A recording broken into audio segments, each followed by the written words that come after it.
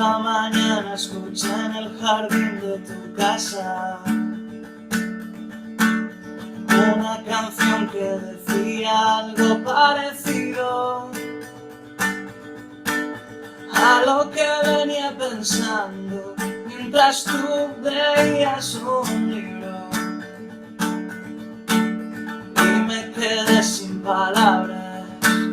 porque no tuve ni tengo el valor de decirlo, que me hubiera casado contigo de habérmelo pedido.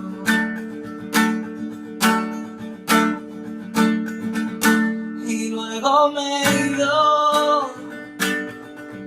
y me han venido de golpe las cosas que te hubiera dicho, las cosas que nunca te digo, porque siempre me pasa lo mismo. Y luego me he ido y me han venido de golpe las cosas que te hubiera dicho, las cosas que nunca te digo, porque siempre me pasa lo mismo.